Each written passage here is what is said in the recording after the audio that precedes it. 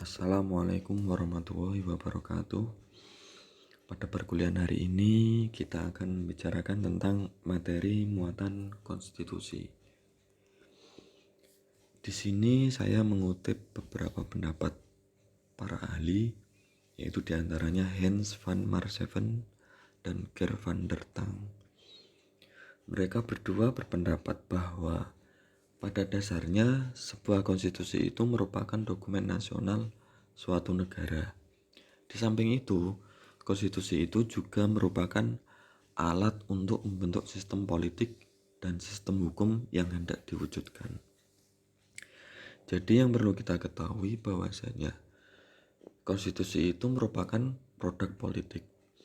Artinya apa? Konfigurasi kekuatan politik pada masa itu atau pada rezim itu akan sangat mempengaruhi pada isi materi muatan konstitusi. Semisal, rezim pada waktu itu rezim otoriter, maka isi dari materi muatan konstitusi yang hendak dibuat itu akan cenderung otoriter. Atau sebaliknya, rezim pemerintahan pada waktu itu rezim demokratis, maka isi materi muatan konstitusi itu akan cenderung demokratis. Oke, selanjutnya pendapat dari Antonius Alexis Hendrikus Tricken. Di sini beliau memakai istilah undang-undang dasar. Kalau tadi Marseven dan Van der Tang itu memakai istilah konstitusi itu ya dokumen nasional suatu negara. Jadi ya yang dimaksud konstitusi itu ya dokumen. Kalau di sini UUD sebagai konstitusi tertulis yang merupakan sebuah dokumen formal yang berisi 1. Hasil perjuangan politik bangsa di waktu lampau. Nah, kalau dalam konteks konstitusi kita itu UUD 1945 bisa dilihat pada pembukaan UUD 1945. Nah, di situ dapat hasil perjuangan politik bangsa. Terus kemudian yang kedua yaitu tingkat tertinggi perkembangan ketatanegaraan. Jadi dengan melihat konstitusi itu akan bisa memantau atau melihat sejauh mana perkembangan ketatanegaraan di suatu negara. Itu akan terlihat. Terus kemudian yang ketiga yaitu pandangan tokoh bangsa yang hendak diwujudkan. Kalau dulu menjelang kemerdekaan yaitu BPUPKI ya, terus kemudian menjadi BPKI, terus menghasilkan Undang-Undang Dasar 1945. Kalau kemarin itu pada waktu amandemen itu panitia ad hoc 3 BP MPR yang membuat rancangan perubahan Undang-Undang Dasar. Terus yang terakhir yaitu yang keempat, suatu keinginan dengan mana perkembangan kehidupan ketatanegaraan bangsa hendak dipimpin. Nah, jadi konstitusi itu juga merupakan cita-cita atau keinginan suatu bangsa atau negara. Semisal semua fakir miskin dan anak-anak terlantar itu dipelihara negara. Nah, cita-citanya seperti itu.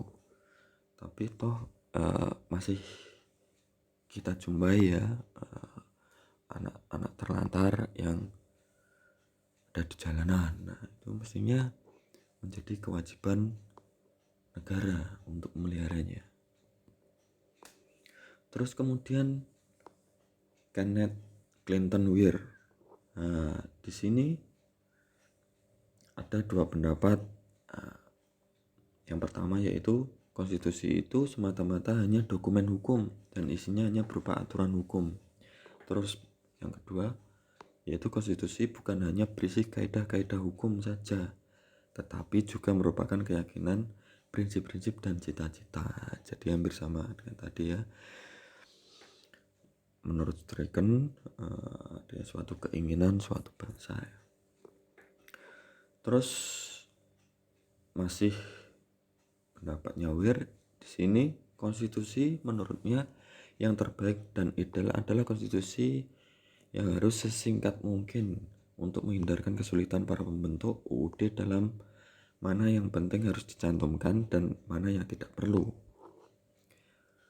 pada saat mereka merancang suatu UUD, sehingga hasilnya dapat diterima baik oleh mereka yang akan melaksanakan maupun yang akan dilindungi oleh UUD. Jadi UUD yang ideal atau konstitusi yang ideal itu konstitusi yang sesingkat mungkin atau sesimpel mungkin.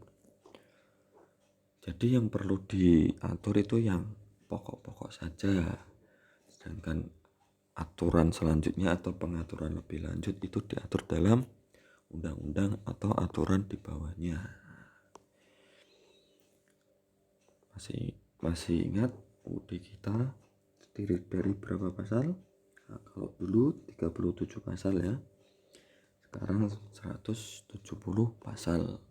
Meskipun dalam penyebutan nomenklaturnya itu pasal 37, tetapi ada pengembangan pasal menjadi beberapa pasal, misalnya dalam pasal 28 ya, itu menjadi beberapa pasal. Oke, selanjutnya menurut J.K. Stenbeck dan C.F. Strong bahwa konstitusi itu berisi 3 hal pokok. Yang pertama yaitu adanya jaminan terhadap hak asasi manusia dan warga negaranya. Nah, ini disinggung hak asasi manusia. Kalau di UUD kita itu di pasal berapa? 27, 28 ya, 29, 30, 31, nah, 34. Terus kemudian ditetapkannya susunan ketatanegaraan suatu negara yang bersifat fundamental. Nah, di sini harus dimuat atau dijelaskan susunan ketatanegaraan kita, bentuk negara kita, bentuk negaranya apa? Negara kesatuan. Terus kemudian bentuk pemerintahnya apa? Republik. Nah, negara kita kan republik. Nah, terus pemerintahan pusat dan pemerintahan daerah. Nah, terus adanya lembaga-lembaga negara atau lembaga penyelenggara negara, yaitu presiden, lembaga kepresidenan, terus itu di eksekutif, terus legislatif, DPR, DPD, MPR, terus kemudian yudikatif MA dan Mahkamah Konstitusi. Terus kemudian adanya pembagian dan pembatasan tugas ketatanegaraan yang juga bersifat fundamental. Jadi tiap-tiap lembaga negara itu juga harus jelas pembagian tugasnya dan batasan kewenangannya. Demikian halnya hubungan antara pemerintahan pusat dan pemerintahan daerah, itu juga harus dijelaskan. Oke, terus kemudian yang terakhir ini pendapat Miriam Budiarjo, bahwasanya setiap UUD itu memuat ketentuan mengenai organisasi negara. Contohnya pembagian kekuasaan antara pemerintah federal dan pemerintah negara bagian. Terus prosedur menyelesaikan pelanggaran yurisdiksi oleh salah satu badan pemerintah dan sebagainya.